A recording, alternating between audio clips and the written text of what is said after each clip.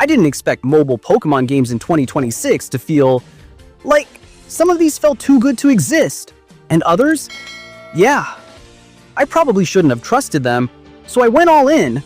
I downloaded the craziest Pokemon games I could find on mobile, and what happened surprised me more than I expected. At first, I thought I was just jumping into another basic fan game. Then I opened Pokémon World and instantly realized this wasn't normal. I spawned into this massive open map, and there were actual players everywhere. Not bots. Real people running around with their Pokémon, chatting, trading, flexing shinies like it was an MMO from the future.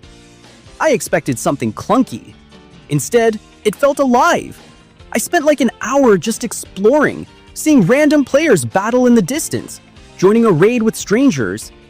It actually felt like what Pokémon should have been years ago. The social aspect? Insane. But then, the grind hit. Leveling started slowing down hard, like painfully slow. And the servers? Yeah. Let's just say I got disconnected mid-raid more than once. Still though, that feeling of a living Pokémon world? I couldn't shake it. But then I tried something completely different. A game that looked way too polished to be real.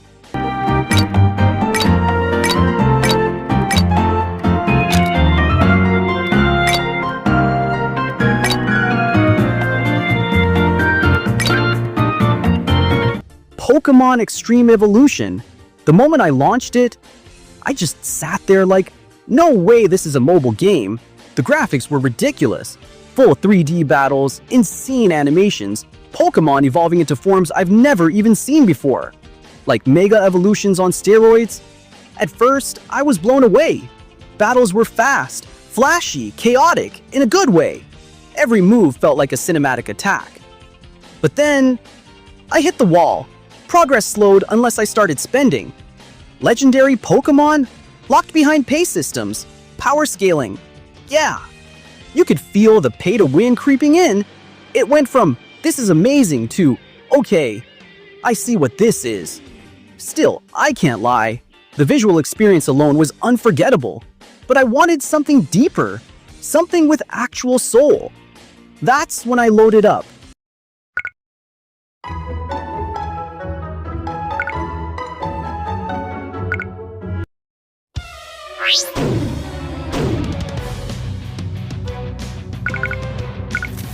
Pokémon Adventure. And this one, completely different vibe. No crazy graphics, no flashy effects. But the moment the story started, I was hooked. This wasn't the happy, light Pokémon I grew up with. This was darker, more serious. The story actually had weight. I found myself caring about the characters. Like genuinely caring. There were side quests, unexpected twists, moments that felt more like a story-driven RPG than a Pokémon game. And the difficulty? Yeah, this game doesn't hold your hand. I lost battles, a lot, but it made every win feel earned. The only downside? Getting it running wasn't exactly simple. Emulator setup, tweaks, not for casual players, but honestly, this might be one of the best fan-made Pokémon experiences ever. And just when I thought I'd seen it all, I went back to something nostalgic, but also kinda chaotic.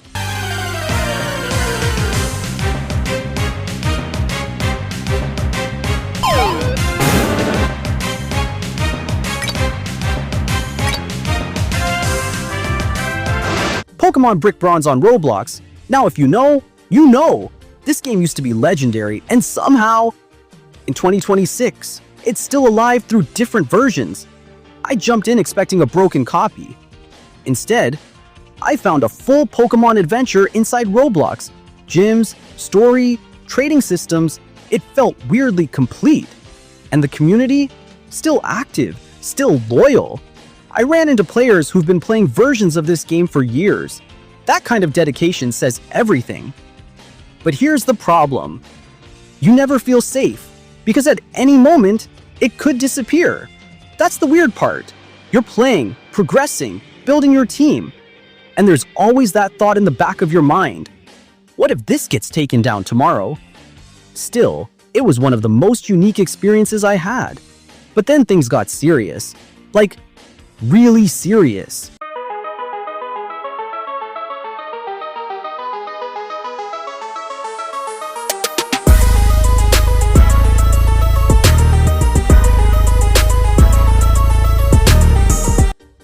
I tried Pokémon Champions 2026, and this is where the casual vibe ends. From the first match, I could tell this wasn't made for fun. This was made for competition. Fast-paced battles, 3v3, 6v6. Every move mattered. Every item mattered. Every mistake, you get punished instantly. At first, I got destroyed. Like, completely destroyed. But then I started learning, adjusting, thinking ahead. And suddenly, it clicked. Winning a match here felt better than anything else I played. This is the kind of game where skill actually matters. But yeah, it's not relaxing. Not at all. You don't just play this game. You focus, hard. And then, I saved the craziest one for last. The one I honestly didn't believe would work.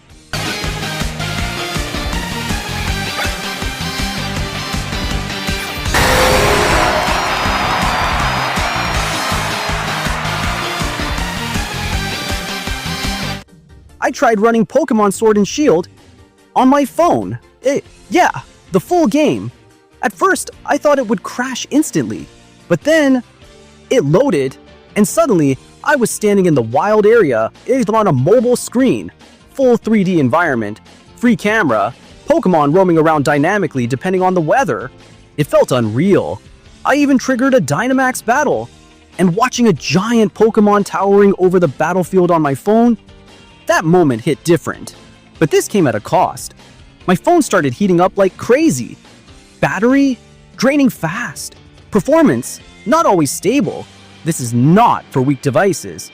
But if your phone can handle it, this is the closest thing to carrying a console in your pocket. And honestly, that blew my mind the most.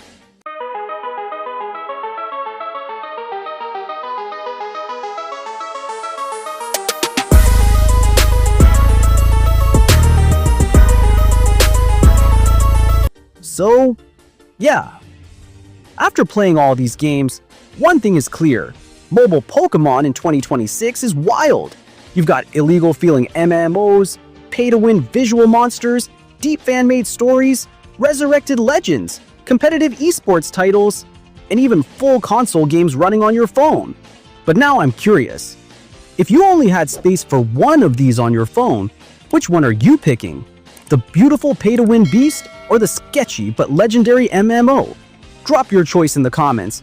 I'll be hearting the most chaotic takes, and if we hit 500 likes, I'm downloading that one Pokemon game everyone says is actually a virus, just to see what happens.